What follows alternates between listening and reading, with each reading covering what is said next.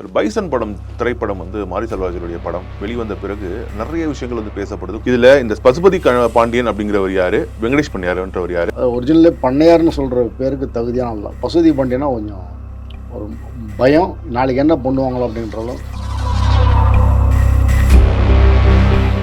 Police ரெக்கார்டில் இருக்கிறது தான். கார்லேருந்து இறங்குறாரு, இறங்குனதுமே ஒரு 20 பேர் இறங்குறாங்க. போனது சாதாரணமாக கொலை பண்ணிவிட்டு மறுபடியும் காரில் இருக்கு.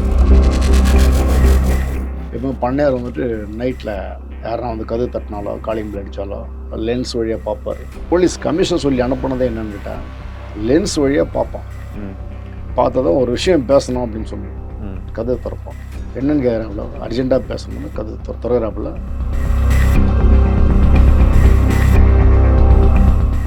ஜெசிந்தா பாண்டியன் இவரை காரில் வரும்போது தான் அந்த இடத்துல பாம்பு அடிக்கிறாங்க. இந்த அம்மா அந்த இடத்துல பீஸ் ஆகிட்டாங்க. இவர் மட்டும் ரொம்ப கொடூரமான முறையில் காயத்தோடு தப்பிச்சிட்டார். இதான் வீடு நம்ம உட்காந்துருக்கணும். ஏற்ற மாதிரி இன்னொரு வீடு. இந்த வீட்டில் அந்த வீட்டுக்கு போவார். ஆனால் அந்த போகிற பாதையில் குறைஞ்சது 20 பேர் இருப்பாங்க. ரோட்டில் வண்டி ஆனால் வந்தால் விட நின்றுடும். இவர் பாக் பண்ணுறாரு. அன்றைக்கி அவர் இறக்குற அன்றைக்கி மொத்தமே கூட 4 பேர். யாரா நீங்கன்னு கேட்கும்போது அண்ணன் இன்விடேஷன் கொடுத்து பலனை விடுவோம். அவனுக்கு சுத்தாரிக்கத்தில் டப்பு டப்புன்னு அந்த 4 பேரை வெட்டினது கையெறிப்போம். வீட்டில் சேரில் உட்காந்துருக்காரு. என்ன ஏதுன்னு பார்க்கறதுக்குள்ள அப்படியே நாற்காலியோட.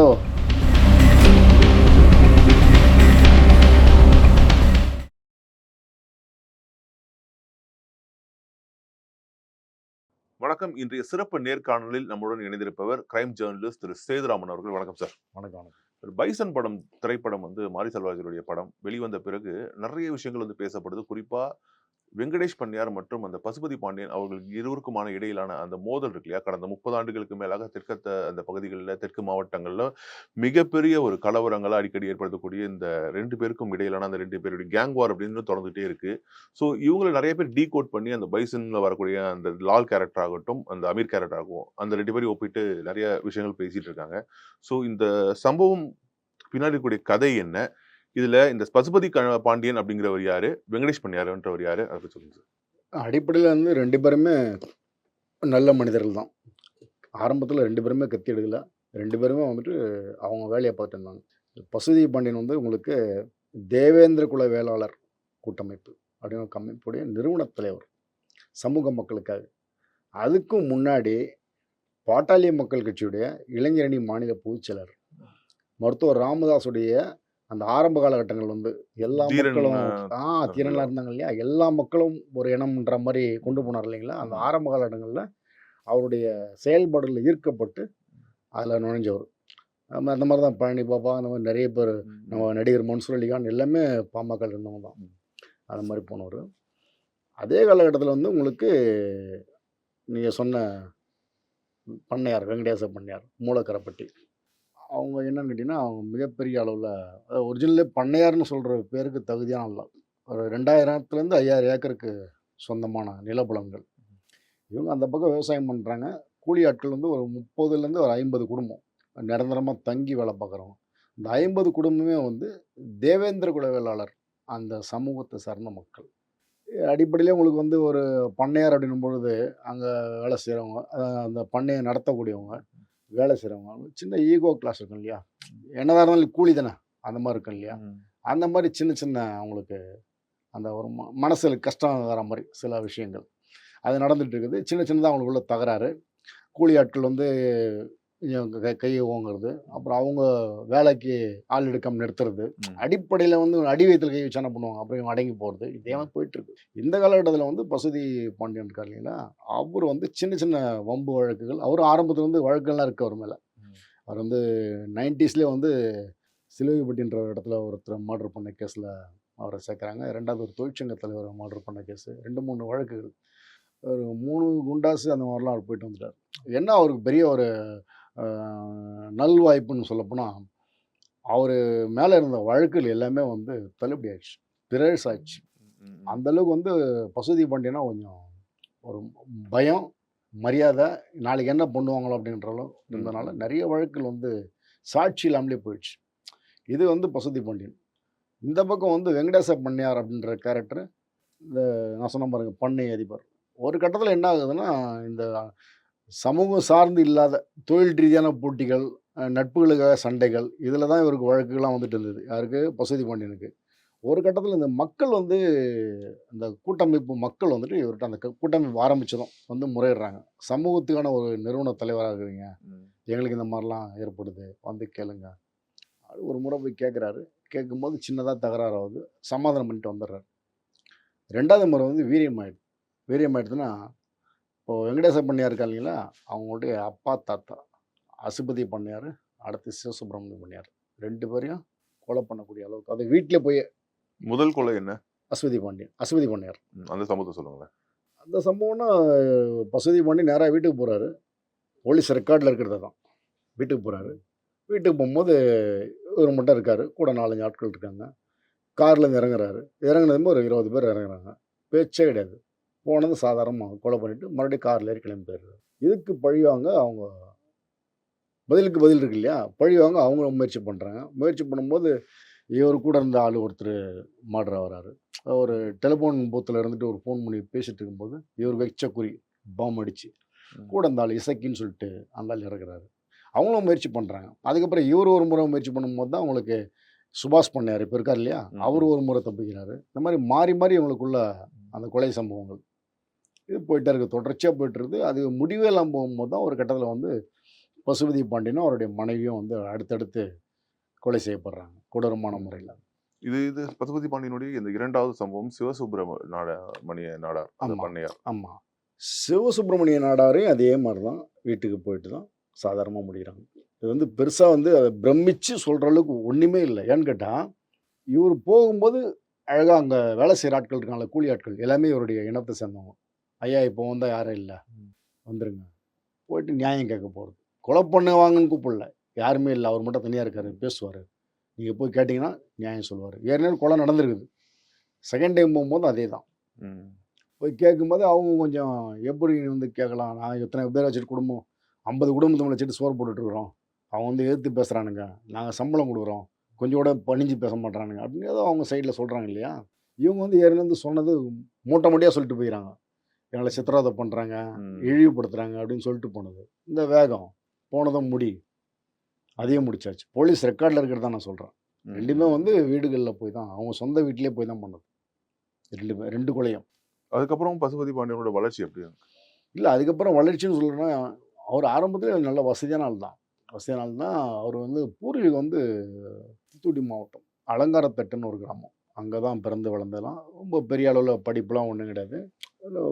வீட்டில் இருந்த சொத்து பத்தெல்லாம் பார்த்துட்டு, விவசாயம் பார்த்துட்டு, அவரும் ரொம்ப ரொம்ப கீழெல்லாம் இல்லை, ஓரளவு வசதியான குடும்பம் தான். பார்த்துட்டு இருக்காரு. பார்த்துட்டு இருக்கும்போது அவருக்கு வந்து அரசியல் எண்ணெய் ஓட்ட வரும்போது தான் பாமகவில் சேர்றாரு. அதுக்கு பிறகு தான் தேவேந்திர குல வேளாளர் கூட்டமைப்பு உருவாக்குறாரு. அதுக்கு பிறகு இந்த நம்ம அமைப்புக்கு தலைவராக இருக்காரு, அவர்கிட்ட சொல்லாமல் யார்கிட்ட சொல்ல முடியும் அப்படின்னு அந்த மக்கள் முறையிட போய் தான், இந்த மக்களுக்காக தான் அவர் வந்து இதுக்கு முன்னாடி நடந்த கொலைகள்லாம் வந்துட்டு சிலுவைப்பட்டியில் மைக்கேல் ஒருத்தனை கொலை பண்ணது, ஒரு தொழிற்சங்க தலைவர் கொலை பண்ணது, அடுத்தடுத்து ஒரு 3 கொலை வழக்குகள் வந்து அவரை A1 போலீஸ் சேர்க்குறாங்க.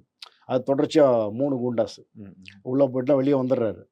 அதுக்கு பிறகு பார்த்தீங்கன்னா உங்களுக்கு அந்த அது தொடர்பான கொலைகள் நடக்கலை, தனிப்பட்ட விரோதங்கள் அதுக்காக நடக்கலை, இந்த மக்களுக்காக நடந்த கொலைகள் சமூகத்துக்காக தான். அது அசுபதி பண்ணையார் ஒன்று, சிவசுப்ரமணிய. இதுக்கப்புறம் வெங்கடேஷ் பண்ணையார் யாரு, அவர் எப்படி உள்ள வராரு, அவருக்குமான அந்த பகை என்ன? இல்லை, அப்பாவை கொண்டாச்சு, தாத்தாவை கொண்டாச்சு, இப்போ வெங்கடேச பண்ணையார் தானே உள்ள வரணும். அப்போ சுபாஷ் பண்ணையார் வந்துட்டு அப்போது சித்தப்பா பெரியப்பா பசங்க தான், கூட போடணும் முடியாது, சித்தப்பா பெரியப்பா பசங்க அண்ணன் தம்பி தான், ஒரே வீட்டில் தான் இருக்காங்க. அப்போது வந்து உங்களுக்கு வெங்கடேச பண்ணையாரை இவங்க ட்ரை பண்ணுறாங்க. அப்போ பதிலுக்கு அது எதனா பண்ணக்கூடிய ஆள் வெங்கடேச பண்ணையார் தான். வெங்கடேச பண்ணையாரை முடிச்சணும்னு சொல்லிட்டு தான் ட்ரை பண்ணுறாங்க. வெங்கடேச பண்ணையார் சிக்காதனால சுபாஷ் பண்ணையாரை ட்ரை பண்ணுறாங்க. அவர் 2 முறை தப்பிச்சிருக்காரு இவங்ககிட்ட இருந்து. அதுக்கு பிறகு சுபாஷ் பண்ணையார் எதனா பண்ணிவிடுவார் அப்படின்னு சொல்லிட்டு இவங்கள பாதுகாக்கிறதுக்காக இவங்க ஒரு பக்கம் ஆட்களை சேர்க்குறாங்க. போலீஸ் வந்துட்டு 2 பேருமே இப்போ லோக்கலில் சொல்லுவாங்க இல்லையா, ஏரியா விட்டு போய்ட்டு வராங்கன்னு சொல்லிட்டு, அந்த மாதிரி பசுபதி பாண்டியன்னா நீங்கள் இங்கேருந்து கிளம்பிடுங்க, திண்டுக்கல் வேறாங்கன்னா போயிடுங்க அப்படின்னு போலீஸ் அவருக்கு ஒரு பக்கம், இவருக்கு ஒரு பக்கம். அந்த நேரத்தில் அவங்களுக்கு வந்து ராக்கெட் ராஜா தான் வந்து ரொம்ப அபிமானி இவங்க குடும்பத்தில். பசுபதி பண்ணார் வெங்கடேச குடும்பத்தில் நேரடியாக வெங்கடேச பண்ணையாரை பார்த்துட்டு, ஆனால் நாங்கள் பார்த்துக்குறோம், நீங்கள் வந்து இங்கே இருக்க வேண்டாம், நீங்கள் தயவு செஞ்சு கிளம்புங்க அப்படின்னு சொல்லிட்டு அவர் சென்னைக்கு ஷிஃப்ட் பண்ணுறாங்க.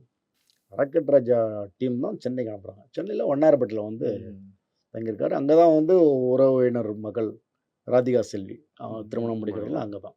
சென்னையில் தங்கி இருக்கும்போது தான் உங்களுக்கு தேவையில்லாமல் இந்த பெப்சி முரளின்னு ஒருத்தன் வந்து பஞ்சாயத்து கூட்டுறான். ஜெய் கணேஷ்னு ஒரு ஆள்கிட்ட சினிமா ஃபைனான்சர்கிட்ட ஒரு 50 லட்சமோ ஒரு கோடியோ கொடுத்துருக்கேன். கேட்டால் தரமாட்டேங்கிறான், ரொம்ப ஏமாத்துறான் என்னன்னு. டேய் நானே ஊரில் பிரச்சனை இங்கே ஒதுங்கி இருக்கிறேன், மறுபடியும் பஞ்சாயத்து கூட்டுறீங்கடா என்னடா. இல்லை நீ வந்து தயவு செஞ்சு எனக்காக ஒரு ஃபோன் பண்ணியாவது பேசுங்க அப்படின்போது அவர் ஜெய் கணேஷ்கிட்ட பேசுகிறார். பேசும்போது ஜெய் கணேஷ் வந்து ரொம்ப சாதாரணமாக சொல்கிறாப்புல, ஆனால் என்கிட்ட 10 பைசா கிடையாது, நான் வந்து சமீர் அகமதுன்னு ஒருத்தன்ட்ட கொடுத்துட்டேன், நீங்கள் போய் கேட்டிங்கன்னா கொடுத்துருவோம், பணம் கொடுத்து உங்ககிட்ட நீ வாங்கி கொடுறான்னா தான் இனிஷியலாக ஒரு 10 லட்சம் கொடுறாப்புல. மறுபடியும் இழுக்கடிக்கிறாப்புல. லாஸ்ட்டாக வந்து என்ன பண்ணுறான் ஜெய் கணேஷ், ஒரு வழி இல்லாமல் சரி நீ வா நான் உனக்கு கொடுக்குறேன் அப்படின்னு சொல்லிட்டு இந்த பெப்சி முரளியை வர சொல்கிறோம். பெப்சி முரளி போகிறார். போகும்போது அவருக்கு ஒரு டவுட்டு, சரி நம்ம போகிறத விட அண்ணன் சொல்கிற ஆளுங்க யாருன்னா அனுப்பினா நல்லா இருக்குன்னு சொல்லிட்டு பண்ணையார்கிட்டே போயிட்டு, ஆனால் நீங்கள் யாருன்னா 2 பேரும் அனுப்புங்கண்ணா, ஏன்னா போலீஸில் மாட்டி விட்டாலும் மாட்டி விட்ருவோம் அப்படின்னா இவர் வந்து 2 பேர் அனுப்புகிறாரு. அந்த 2 பேரை வந்து போலீஸ் பிடிச்சிடுறாங்க. அப்போ வந்து உங்களுக்கு சமீர் அகமது வந்து எவ்வளோ தூரம் நெட்வொர்க் இருக்குது, எந்த மாதிரி அப்படின்றது அப்போ தான் அவர் லைட்டாக முடிவு பண்ணுறாரு, இது வேற ஏதாவது தப்பாக நம்ம தொட்டம் போல இருக்கு அப்படின்னு அவருக்குள்ள ஒரு. அந்த காலத்துல இருந்த ஆட்சியாளர்களோட அவருக்கு வந்து சமீர் அகமதுக்கு ஒரு நல்ல நெருக்கம் இல்லை, ஆளுநர் பாத்திமா பிவிடைய உறவினர் அவர். அதுதான் வந்து அப்போது பரவாயில்ல சொல்லப்பட்டது. இப்போ பேசினாலும் அதான் உண்மை. அவர் வந்துட்டு நேரடியாக அங்கே விஷயத்த சொல்கிறார். சொல்லி அதுக்கு முன்னாடி முதல்ல சொல்லலை, அவங்க இருக்காங்கன்றனால போலீஸுக்கு என்ன இருக்கும், உங்களுக்கு கவர்னருடைய உறவினரும் போது இந்த மாதிரி வெங்கடேச பண்ணியார் தூத்துக்குடியிலேருந்து வந்து தங்கியிருக்காரு, அவர் வந்து என்ன மிரட்டுறாரு, ஆளுநர் அனுப்பியிருக்காரு, இப்போ என்னை தேடி தான் வராங்க அப்படிங்கிற மாதிரி போட்டு விட்டு தான் போலீஸ் பிடிச்சி அவன் 2 பேரை உட்கார வச்சிடறான். அதுக்கு பிறகு தான் இவர் ரொம்ப சுதாரிச்சுறாரு. முரளி இனிமேட்டு வராத பெப்சி முரளி, இது பண விஷயம் உன்னோட போட்டோம் விட்டுரு, வேறு மாதிரி சிக்கலாகுது, அங்கே ஊரில் வந்து தம்பி கூப்பிட்டு ராக்கெட் ராஜா கூப்பிட்டு என்ன சென்னையில் இருந்துங்க, எதுவும் சிக்கல்லாம் வருது இல்லாமல் பார்த்துக்கலாம், இந்த வேலையை நாங்கள் பார்த்துக்கிறோம், எது பசுதி பாண்டியன் இந்த பிரச்சனையை நாங்கள் பார்த்துக்கிறோம், நீங்கள் சென்னையில் சேஃப்டியாக இருங்க. ஏன்னா இவர் வந்து கட்ட பஞ்சாயத்து யார், வெங்கடேச பண்ணியார். அது வந்து ஆரம்பத்துலேருந்து அவர்கிட்ட இருக்கிற அந்த வழக்குகள் எல்லாமே வந்து கட்ட பஞ்சாயத்து தான். மற்றபடி இந்த ரவுடி மாமூல் அதெல்லாம் அந்த மாதிரி சில்லித்தனமான விஷயங்கள்லாம் எதுவுமே கிடையாது, கட்ட பஞ்சாயத்து மட்டும்தான். இந்த சூழ்நிலை இங்கே இருக்கும்போது தான் உங்களுக்கு பெப்சி முரளி அதே மாதிரி அந்த பழைய இதில் வராப்புல, ஊரில் இருக்கும்போது பல விஷயம் பண்ணி கொடுத்தாரு அண்ணா அப்படின்னு வராப்புல. கட்சியில் பெப்சி முரளி அந்த ஜெய் கணேஷ்னு ஒரு ஆள்கிட்ட வாங்க வேண்டிய பணத்துக்கு இங்கே வெங்கடேச பண்ணியாரோட ஆட்களே போலீஸில் மாட்டிறாங்க. அவங்களும் உரியர்னு வச்சதும் பண்ணையார் எங்கே இருக்காரு ஏது இருக்காருலாம் சொல்கிறாங்க. போலீஸ் பிடிக்கிற மாதிரி ஐடியாலாம் இல்லை. ஆனால் இது வந்து ரொம்ப மேலோட்டமான ஒரு சம்பவமாக இருக்குது கட்ட பஞ்சாயத்துங்கிறது. வெங்கடேச பண்ணையாரை போலீஸ் தேடி அவரை வந்து ஒரு வாண்டட் லிஸ்ட்டில் வச்சு என்கவுண்டர் பண்ணுற அளவுக்கு என்ன சம்பவம் நடந்துச்சு? இந்த சூழ்நிலையை பயன்படுத்திட்டு அப்போ இருக்க போலீஸ் கமிஷனர் விஜயகுமார் அவர்கிட்ட வந்துட்டு அம்மா வந்து வெங்கடேச பண்ணையாரை முடிக்க சொல்லிட்டாங்கன்ற விஷயத்த கன்வே பண்ணுறாங்க. அது வந்து எப்படி நான் அதை சொல்ல முடியும்னா, இறந்த பிறகு வந்து இவங்க அதை என்கவுண்டர் நடந்த பிறகு ஹையர் ஆஃபீஸில் எல்லாரும் கூப்பிட்டு கண்டிச்சாங்களாம். எப்படி இந்த மாதிரி பண்ணீங்க, ஏன் பண்ணீங்க, கொஞ்சம் யோசிச்சு பண்ணிடக்கூடாது அப்படின்ற மாதிரிலாம் கேட்டிருக்காங்க. இவங்களையும் விட்டு தர முடியாது, அந்த நடந்த விஷயமும் பண்ண முடியாது. ஆனால் அவர் வந்து கட்சி விவகாரம்லாம் ரொம்ப தலையிட்டதெல்லாம் உண்மைதான்றது எல்லோரும் ஏடிஎம்கே சைட்லேயே ஒத்துக்கிறாங்க. ஆள் போஸ்டிங் போடுறது கொள்வது ஒரு மாதிரி அதிகாரமாக அங்கே இருந்திருக்காப்புல. அது ஒரு காரணம் ஒரு பக்கம் இருக்குது. இன்னொரு பக்கம் என்னென்னா இவங்களுக்கு வந்துட்டு வெங்கடேச பண்ணையார் இருந்தாருன்னா நமக்கு அந்தளவுக்கு நிறைய விஷயம் தென் மாவட்டத்தில் நடக்காது. ஏன்னா டிடிவி தினகரன்ற ஒரு பெரிய லெவலில் இருந்தார் இல்லையா, அவருக்கே ஒரு அச்சுறுத்தல் அந்த மாதிரிலாம் இருக்கிறதுனால சரி முடிச்சிடணும் அப்படின்ற மாதிரிலாம் ரொம்ப வேகமாக இறங்குறாங்க. அப்படி பண்ணும்போது உங்களுக்கு வந்துட்டு டக்குன்னு வெங்கடேச பண்ணையாரை அவங்க ஃபிக்ஸ் பண்ணல. சென்னையில் ஒரு பஞ்சாயத்துலேயும் வெங்கடேச பண்ணையார் பேரை வந்து இன்வால்வ் பண்ணுறாங்க. அது வந்து இது வரைக்கும் அந்த பஞ்சாயத்து என்ன பஞ்சாயத்துன்னு அமுக்கப்பிளாக போயிடுச்சுது, புரியுதுங்களா? சினிமா வட்டாரத்துலேயே இந்த 2-3 பஞ்சாயத்தில் வெங்கடேச பண்ணையார் தலையிட்டாரு அப்படிங்கிற மாதிரி அது அமுக்கப்பிளாக போயிடுச்சு. என்ன பஞ்சாயத்துன்னு வெளி உலகத்துக்கு தெரியாமல் போயிடுச்சு. அதெல்லாம் வந்து கமிஷனர் ஆஃப் போலீஸ் விஜயகுமாருக்கு கொடுக்கும்போது அவர் அப்புறம் இந்த ஜேசி திருப்பதி அவர் கூப்பிட்டு கொஞ்சம் சீராக பாருங்க அப்படின்னா வெங்கடேச பண்ணையார் வந்து சாதாரணமாக வெளியே வர மாட்டார். வந்தார்னா ஆனால் இங்கே அவர் சென்னையில் தலைமறைவாக இருந்ததாகவும் வந்து அவர் வந்து ஒரு தெரிஞ்ச ஒரு நண்பர் மூலமாக அவர் என்கவுண்டர் பண்ணுறதுக்கு ஹெல்ப் பண்ணதாகவும் சொல்லப்படுது. இல்லை, தலைமறைவு இல்லை, வண்ணாரப்பேட்டையில் தான் இங்கேருந்து வாழ்ந்துருந்தது. போலீஸ் ரவுண்ட் பண்ணுறான்னு தெரிஞ்சதுமே இங்கே நுங்கம்பாக்கத்தில் மகாலட்சுமி அப்பார்ட்மெண்ட், அங்கே வந்து அவங்க நண்பருடைய அப்பார்ட்மெண்ட், அதில் வந்து தங்கிடுறாரு. ஏன்னா வண்ணாரப்பேட்டை வந்து வீடாயிடுச்சு, தங்கியிருக்கிற இடம். மனைவி இருக்காங்க. யார் சமயத்தில் தங்கியிருப்போம். ம். அப்படின்னு அவர் நம்பிக்கையான ஒரு போலீஸ் டெப்டி கமிஷனர் கிருஷ்ணமூர்த்தின்னு சொல்லிட்டு. ம். ம். அவர் அதே சமுதாயத்தை சார்ந்த ஒரு தகவல் உண்டு. அது நமக்கு அவர்கிட்ட பேசுகிறாப்புல, ஆனால் இந்த மாதிரி இருக்குது உண்மையான அம்மா அப்பா அவங்க வந்து சிக்கலாக இருக்குது, கொஞ்சம் நீ சேஃப்டியாக இரு, ம். இப்போதைக்கு எதுவும் இல்லை சேஃப்டியாக இருன்னு சொல்கிறாரு. அப்படியே சேஃப்டியாக தான் இருக்காங்க. இந்த கிருஷ்ணமூர்த்தி டிசிபியும் வெங்கடேச பொன்னையரை பேசுகிற விஷயம்லாம் போலீஸ் வாட்ச் பண்ணுறாங்க. ஓ. வாட்ச் பண்ணும்போது தான் சரி இப்போ கிருஷ்ணமூர்த்தியை பிடிச்சா வெங்கடேச பொன்னையரை ஈஸியாக பிடிச்சிடலாம் அப்படின்னு தான் பெப்சி மூட்டில் இருக்கார் இல்லையா, யாருன்னு பணம் வாங்கி கொடுக்க வந்தார் இல்லையா, அவரையும் தனியாக தூக்குறாங்க. ஓ. தூக்கிட்டு ஒரு வாரமாக நடக்குது இந்த வேலை. தூக்கிட்டு நீ வந்து என்ன பண்ணுறேன்னா ரொம்ப எந்த பிரச்சனையும் இல்லாத மாதிரி எப்போ மாதிரியே வெங்கடேச பொன்னையரை பார்த்துட்டு வந்துட்டார். ம். தொடர்ந்து கான்டாக்டில் இருக்கு. ம். எதுவுமே வந்து உனக்கு அந்த மாதிரி ஒரு சிக்கல் இருக்குது, போலீஸ் தேடுறாங்க அப்படின்ற மாதிரிலாம் அவர் காதில் எதுவும் போகக்கூடாது. நீ எப்போ மாதிரி ரொட்டீனாக போய் பார்க்குறது கொள்வது, முகத்தில் எந்த இதுவும் வச்சுக்காத, ம். ரெகுலராக தொடர்புலேயே இரு. ம். ஒரு காரணமாக சொல்கிறோம், ஏன்னா சிக்கல் பண்ணிட்டோன்னா மகனை ஒன்றும் முடிச்சிருவோம் ம். அப்படின்னு ஒரு ரெகுலராக போய்ட்டு அட்டண்டன்ஸ் போடுறது. இது மகாலிஷம் அப்பார்ட்மெண்ட்டில் ம். இருக்கிறது இருக்குது. டிசி கிருஷ்ணமூர்த்திக்கு இந்த நடக்கிற ஆப்ரேஷன் தெரியாது. ம். திரிபாதி ஜேசி, ம். அப்புறம் வந்துட்டு ஒரு ஏசி லட்சுமிநாதன், இன்ஸ்பெக்டர் வந்துட்டு ஒரு நம்ம நவீன் சந்திரா நாகேஷ், இந்த மாதிரி டீமெல்லாம் அவர் தண்டார்பேட்டை இன்ஸ்பெக்டர். ம். ஏன்னா அவர் வந்து அந்த ஏரியாவோட இருந்தவர். ம். அந்த மாதிரி சில டீம்லாம் வச்சு இக்பால்னு ஒரு இன்ஸ்பெக்டர், அப்புறம் பெட்ரிக்னு ஒரு எஸ்ஐ, ம். தமிழ்னு ஒரு எஸ்ஐ, அப்புறம் அருள்மணின்னு ஒரு எஸ்ஐ, அந்த மாதிரிலாம் அவங்க டீமாக ரெடி பண்ணி பக்காவாக வச்சு மகாலிஷ் அப்பார்ட்மெண்ட்.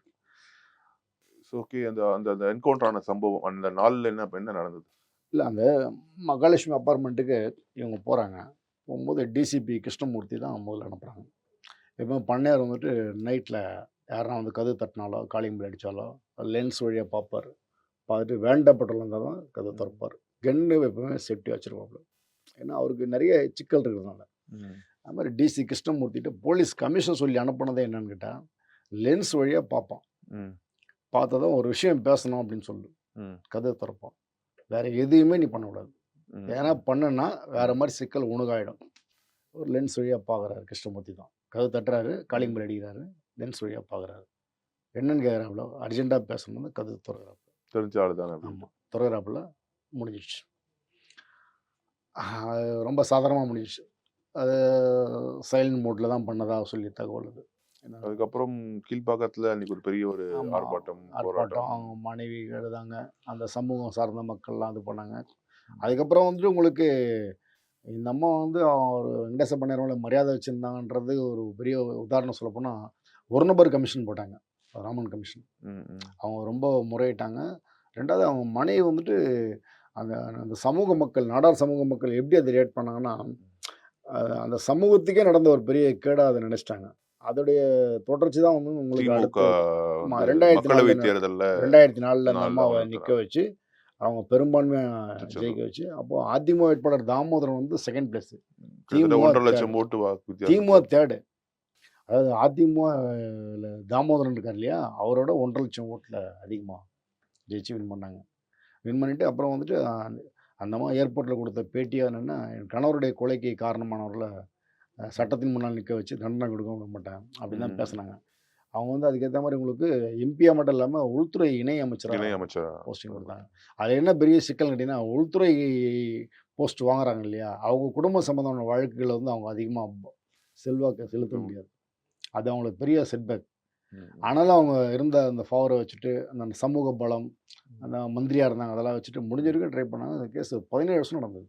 ம். ஆனால் போஸ்ட்மார்ட்டம் ரிப்போர்ட்டில் வந்து உங்களுக்கு எப்படி வந்துன்னா ரொம்ப கிட்ட இருந்து தான் அடித்த மாதிரி, சரி. அது திட்டமிட்டு பண்ண மாதிரி தான் அது இதாச்சு. ம். அவர் போலீஸ் உங்களுக்கு என்கவுண்டர்னா முடிஞ்சிட்டாலே முடிஞ்சது தானே அது. ம். அவங்க லாஸ்ட்டில் போலீஸ் சொன்னது என்னென்னா, உள்ளே வந்துட்டு அவர் நாங்கள் சரண்டர் ஆகுன்னு சொல்லி நாங்கள் சொல்லும்பொழுது உள்ளே இருந்த ஒருத்தர் வந்து உருட்டுக்கட்டில் எங்களை அடித்தார், ஓ. அடித்து கத்தியில் வெட்டினார், துப்பாக்கியில் சுட முயற்சி பண்ணார். அது அதனால கடைசி வரைக்கும் கூட இருந்த இன்னொரு நபர் யாருன்னு சொல்லவே இல்லை. இப்படி தான் வெங்கடேச பொன்னையருடைய கதை முடிஞ்சுது. பசுபதி பாண்டியன் அவருடைய ஏன்னா பசுபதி ஃபர்ஸ்ட் ஒரு அட்டாக் நடந்திருக்கு. ம். இந்த ஜெசிந்தா அவர்களுடைய மரணம் அந்த டைம்ல நிகழ்ந்துச்சு. அது கொஞ்சம் சொல்லுங்க. அதுக்கப்புறம் வந்து இவரு வந்து தனியாவே வந்து இவர் கொலை பண்ணாங்க. ஆமாம், பசுபதி பாண்டி விஷயம் பார்த்தீங்கன்னா உங்களுக்கு அந்த இவங்களுக்குள்ள அந்த பிரச்சனை ஆன பிறகு அவர் ஊர்லேயே இருக்கார். இவங்க தான் இங்கே வந்துட்டாங்க. ம். போலீஸ் வந்துட்டு என்ன பண்ணுறாங்கன்னா, அவரு சென்னைக்கு போயிட்டார், நீ இங்கே இருக்கிற, ம். நீ வந்து ஷிஃப்ட் ஆகு வேற ஊருக்கு. வேற ஊருக்கு. ஏன்னா நான் வந்து எப்பவுமே வந்து ஒரு போலீஸ் ஸ்டேஷனே போட்டு வைக்க முடியாது நீங்கள் இருக்கிற இடத்துல. ம். கிளம்புன்னு சொல்லிட்டு போலீஸ் நிறைய நோட்டீஸ்லாம் கொடுத்தாங்க. கொடுத்து கிளம்ப சொல்லி, அது ஒரு கட்டத்தில வந்து இவருக்கு வேண்டாம், நம்மளால ரொம்ப ம். பண்ண முடியாது அப்படின்னு சொல்லிட்டு ஒரு ஒதுங்குற மாரி ஒரு சூழ்நிலை. அப்பதான் ஒரு திருமணம். அந்த திருமணத்துக்காக ஒரு மனைவி, அவங்க அட்வொகேட் ஜெசிந்தா பாண்டியன். ம். ஜெசிந்தா பாண்டியன் இவரும் வந்துட்டு கார்ல வரும்போது தான் எப்போதும் வென்றான்னு சொல்லிட்டு ஒரு பாலம். ஓ! அது தூத்துக்குடியிலேருந்து உங்களுக்கு இது வரும். அந்த ஸோ கயத்த எப்பயுமே வாட்ச் லிஸ்ட் இருந்துட்டே இருக்காரு அந்த ஆமாமா. டீம்னால. ஆமாமா. வெங்கடேஷ் இவங்களும் அதே நாயுடு. மாரி தான் இருக்காங்க. ஓ! இவங்களும் அதே மாரி தான் இருக்காங்க. அவங்க கூட ஒரு 100 பேர் இருக்காங்கன்னா, இவங்க கூட 100 பேர் இருக்காங்க.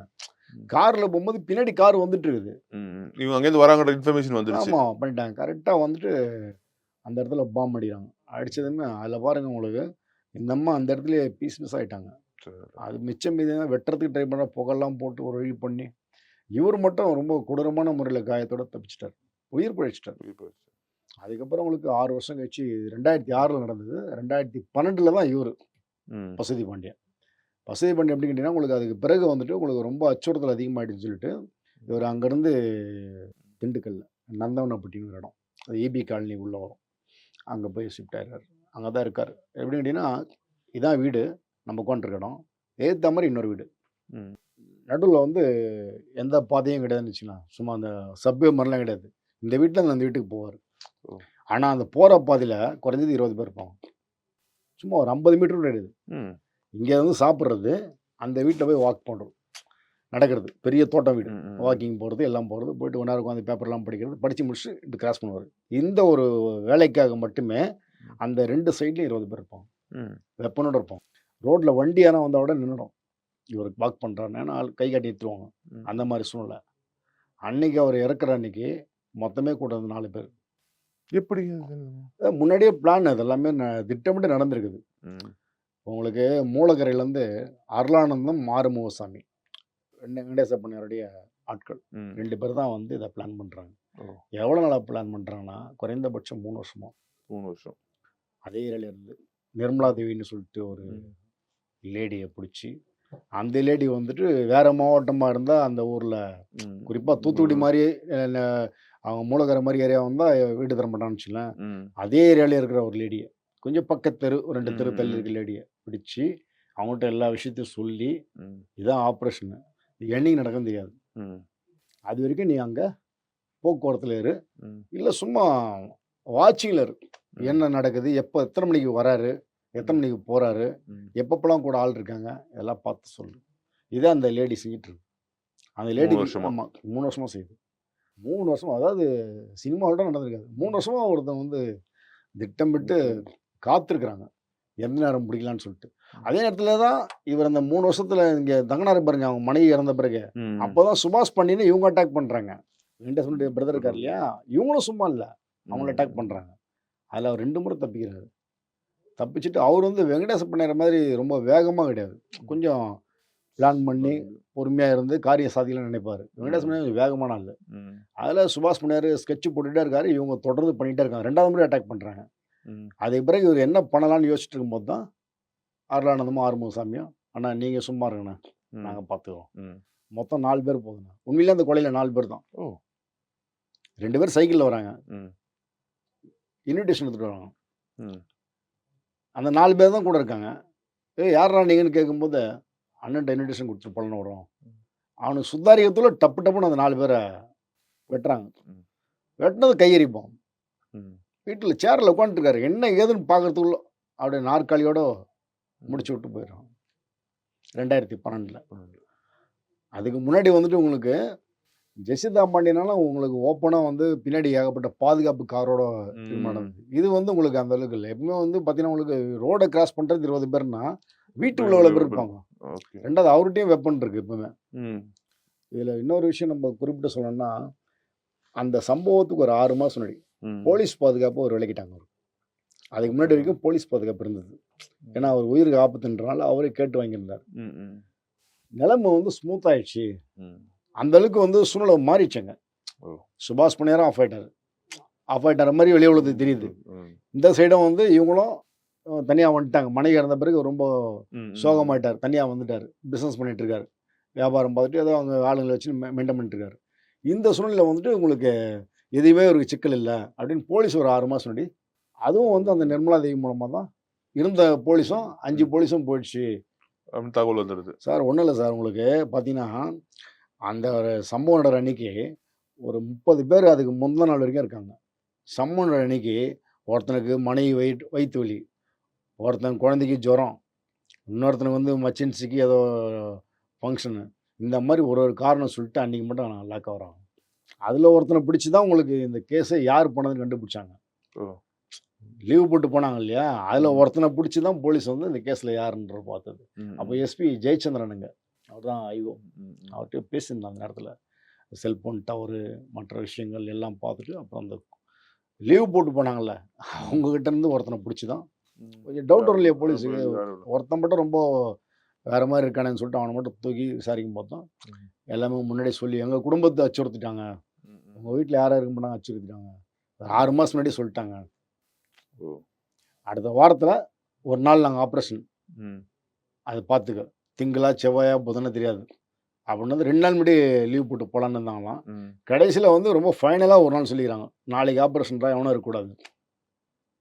அந்த கம்யூனிகேட் இருக்கு இல்லையா, அதெல்லாமே எடுத்து தான் அது ஜெயச்சந்திரன் ஐஓ எஸ்பி.